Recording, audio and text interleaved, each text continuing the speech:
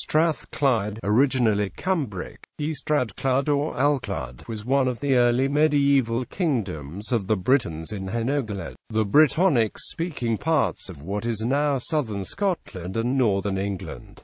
The kingdom developed during the post-Roman period. It is also known as Alt Clut, a Brittonic term for Dumbarton Castle, the medieval capital of the region. It may have had its origins with the Damnonii people of Ptolemy's geography. The language of Strathclyde, and that of the Britons in surrounding areas under non-native rulership, is known as Cumbric, a dialect or language closely related to Old Welsh. Scottish toponymy and archaeology points to some settlement by Vikings or Norse Gaels, although to a lesser degree than in neighbouring Galloway. A small number of Anglian place names show some limited settlement by incomers from Northumbria prior to the Norse settlement. Due to the series of language changes in the area, it is not possible to say whether any Goidelic settlement took place before Gaelic was introduced in the High Middle Ages. After the sack of Dumbarton Rock by a Viking army from Dublin in 870, the name Strathclyde comes into use,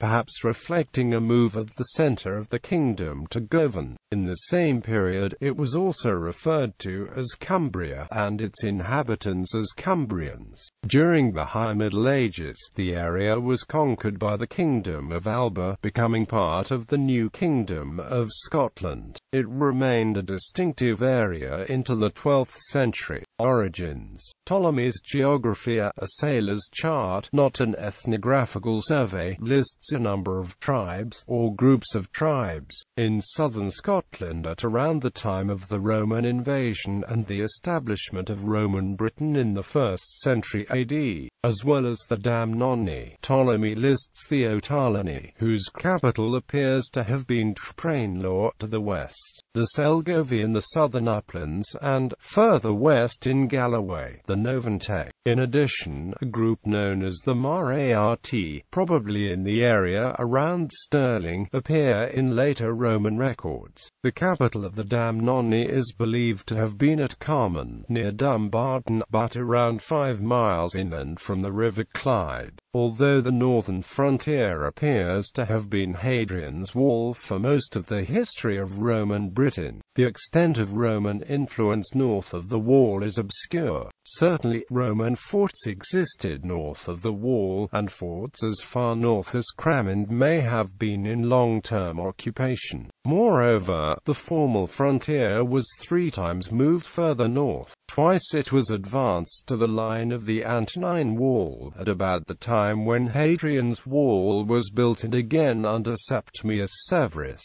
and once further north, beyond the River Tay, during Agricola's campaigns, although each time it was soon withdrawn. In addition to these contacts, Roman armies undertook punitive expeditions north of the frontiers. Northern natives also traveled south of the wall, to trade, to raid and to serve in the Roman army. Roman traders may have traveled north, and Roman subsidies, or bribes, were sent to useful tribes and leaders.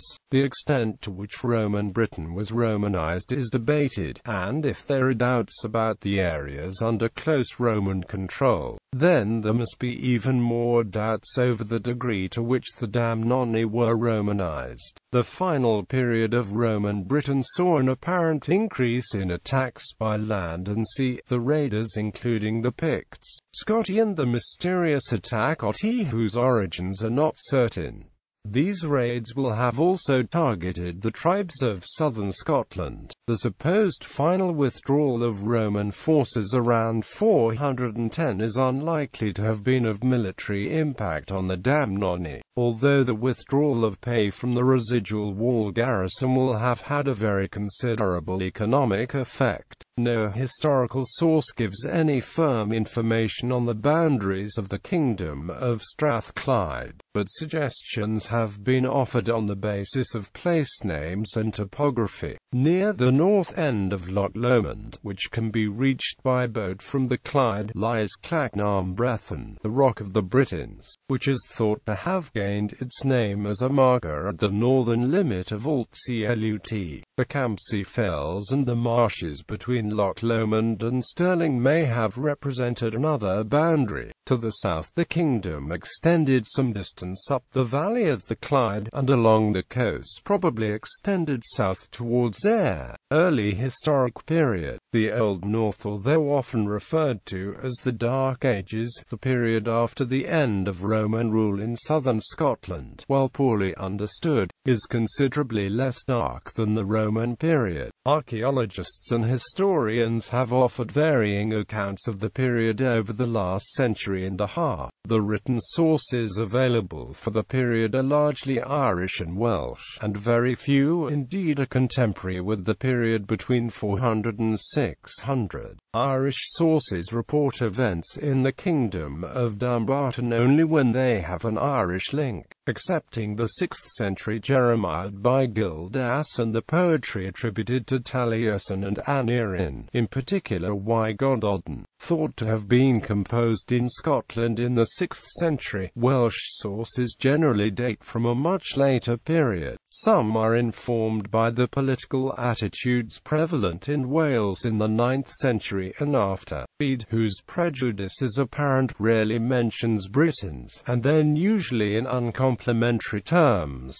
Two kings are known from near contemporary sources in this early period. The first is Coroticus, a Heretic Guletic, known as the recipient of a letter from St. Patrick, and stated by a 7th century biographer to have been king of the height of the Clyde, Dumbarton Rock, placing him in the second half of the 5th century. From Patrick's letter it is clear that Heretic was a Christian, and it is likely that the ruling class of the area were also Christians, at least in name. His descendant Ruthercyle is named in Adomnin's Life of St. Columba. Rutherc was a contemporary of Eden mac Gabrain of Dalriata and Urian of Reged, to whom he is linked by various traditions and tales, and also of Ethelfrith of Bernicia, the Christianization of southern Scotland. If Patrick's letter to Coroticus was indeed to a king in Strathclyde, had therefore made considerable progress when the first historical sources appear. Further south at Whithorn, a Christian inscription is known from the second half of the 5th century, perhaps commemorating a new church. How this came about is unknown. Unlike Columba, Kentigern, the supposed apostle to the Britons of the Clyde, is a shadowy figure, and Jocelyn of Furness's 12th century life is late and of doubtful authenticity, though Jackson believed that Jocelyn's version might have been based on an earlier Cumbric language original. The kingdom of Alt Clut after 600. Information on the Britons of Alt Clut becomes slightly more common in the sources. However, historians have disagreed as to how these should be interpreted. Broadly speaking, they have tended to produce theories which place the subject at the center of the history of North Britain in the early historic period. The result is a series of narratives which cannot be reconciled. More recent historiography may have gone some way to addressing this problem. At the beginning of the 7th century, Eden mac Gabrain may have been the most powerful king in northern Britain, and Dalriata was at its height. Eden's byname in later Welsh poetry, Eden Fradog, does not speak to a favourable reputation among the Britons of Alt Clut, and it may be that he seized control of Alt Clut. Eden's dominance came to an end around 604, when his army, including Irish kings and Bynitian exiles, was defeated by Ethelfrith at the Battle of Digsastan. It is supposed, on rather weak evidence, that Ethelfrith, his successor Edwin, and Bynitian and Northumbrian kings after them expanded into southern Scotland. Such evidence as there is, such as the conquest of Elmet, the wars in North Wales and with Mercia, would argue for a more southerly focus of Northumbrian activity in the first half of the 7th century. The report in the Annals of Ulster for 638, the Battle of Glenmuirson and the besieging of Atin, has been taken to represent the capture of Duneidon by the Northumbrian king Oswald, son of Ethelfrith. but the annals mention neither capture nor Northumbrians, so that this is rather a tenuous identification. In 642, the annals of Ulster report that the Britons of Alt Clut, led by Eugene son of Beli, defeated the men of Dalriata and killed Domnall, grandson of Eden, at Strathclyde, and this victory is also recorded in an addition to Wigododen. The site of this battle lies in the area known in later Welsh sources as Bannog. The name Bannockburn is presumed to be related, which is thought to have meant the very extensive marshes and bogs between Loch Lomond and the River Forth, and the hills and lochs to the north, which separated the lands of the Britons from those of Dalriata and the Picts, and this land was not worth fighting over. However, the lands to the south and east of this waste were controlled by smaller, nameless British kingdoms. Powerful neighbouring kings, whether in Alt Clut, Dalriata, Pictland or Bernicia, would have imposed tribute on these petty kings, and wars for the overlordship of this area seem to have been regular events in the 6th to 8th centuries. There are few definite reports of Alt Clut in the remainder of the 7th century, although it is possible that the Irish annals contain entries which may be related to Alt Clut. In the last quarter of the 7th century, a number of battles in Ireland, largely in areas along the Irish sea coast, are reported where Britons take part. It is usually assumed that these Britons are mercenaries, or exiles dispossessed by some Anglo-Saxon conquest in northern Britain. However, it may be that these represent campaigns by kings of Alt Clut, whose kingdom was certainly part of the region linked by the Irish Sea. All of Alt Clud's neighbours, Northumbria, Pictland and Dalriata, are known to have sent armies to Ireland on occasions. The annals of Ulster in the early 8th century report two battles between Alt Clut and Dalriata, at Loch Eggald in 711, and at the rock called Minuit in 717. Whether their appearance in the record has any significance or whether it is just happenstance is unclear. Later in the 8th century, it appears that the Pictish king Oengus made at least 3 campaigns against Alt Clut, none successful. In 744 the Picts acted alone, and in 750 Oengus may have cooperated with Eadbert of Northumbria in a campaign in which Talorgan, brother of Oengus, was killed in a heavy Pictish defeat at the hands of Tudor of Alt Clut, perhaps at Macdoc near Milgai. Eadbert is said to have taken the plain of Kyle in 750, around modern Ayr, presumably from Alt Clut. Tudor died around 752, and it was probably his son Dumnagwyl who faced a joint effort by Oengus and Eadbert in 756. The Picts and Northumbrians laid siege to Dumbarton Rock, and extracted a submission from Dumnagwyl. It is doubtful whether the agreement, whatever it may have been, was kept, as Eadbert's army was all but wiped out. Whether by the supposed allies or recent enemies is unclear. On its way back to Northumbria, after this, little is heard of Alt Clut or its kings until the 9th century. The burning, the usual term for capture, of Alt Clut is reported in 780, although by whom and in what circumstances is not known. Thereafter Dunblane was burned by the men of Alt Clut in 849, perhaps in the reign of Alclud.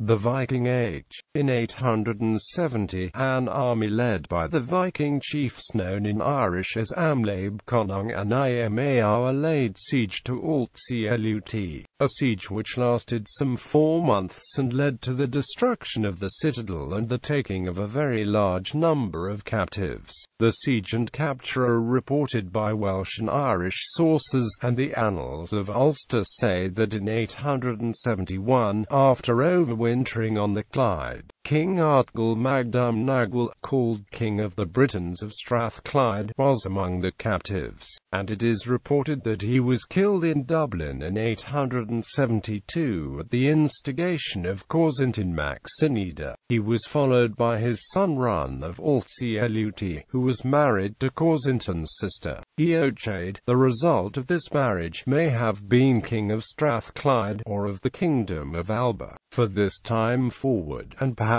from much earlier, the Kingdom of Strathclyde was subject to periodic domination by the kings of Alba. However, the earlier idea that the heirs to the Scots throne ruled Strathclyde, or Cumbria as an appanage, has relatively little support, and the degree of Scots control should not be overstated.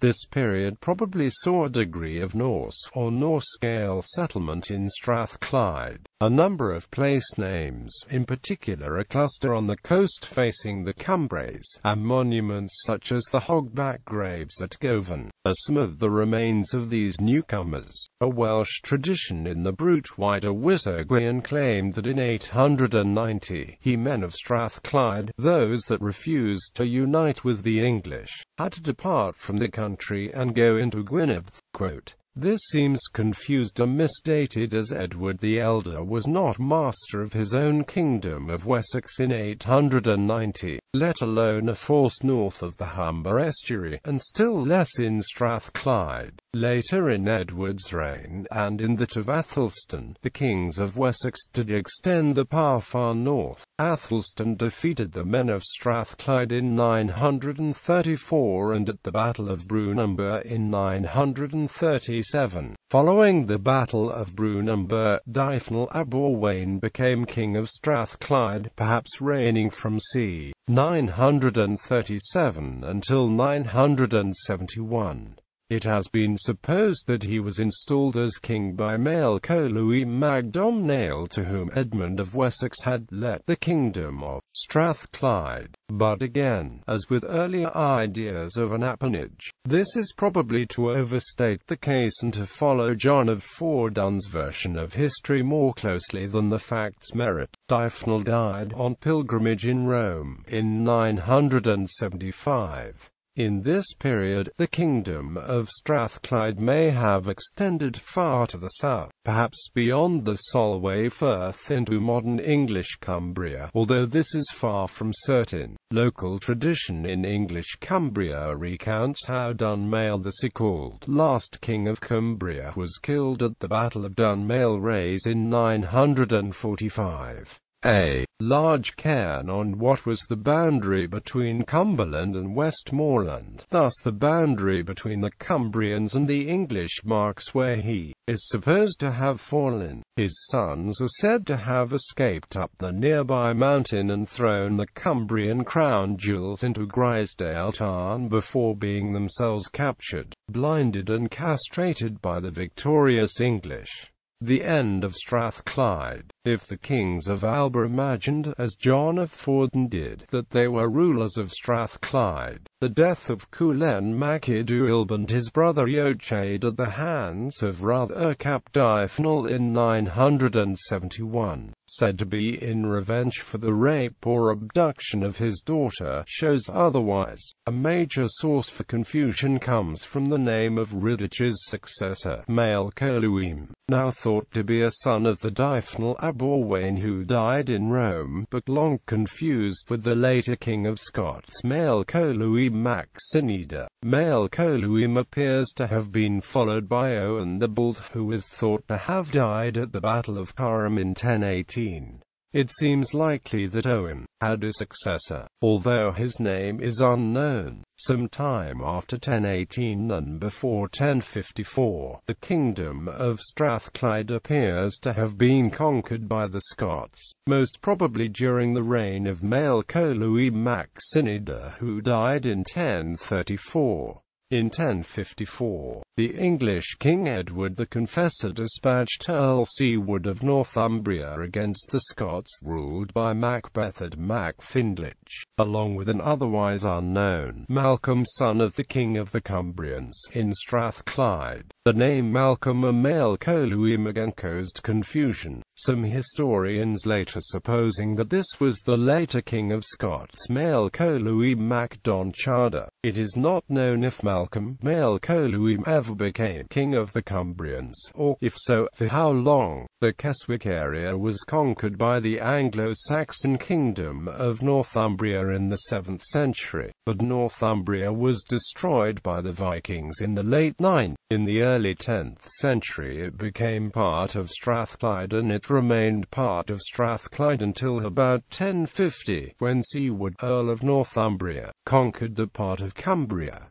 Carlisle was part of Scotland by 1066 and thus was not recorded in the 1086 Domesday Book. This changed in 1092, when William the Conqueror's son William Rufus invaded the region and incorporated Cumberland into England. The construction of Carlisle Castle began in 1093 on the site of the Roman fort, south of the River Eden. The castle was rebuilt in stone in 1112, with a keep and the city walls. By the 1070s, if not earlier in the reign of Mael Louis mac Donchada, it appears that the Scots again controlled Strathclyde. It is certain that Strathclyde did indeed become an appanage, for it was granted by Alexander I to his brother David, later David I, in 1107.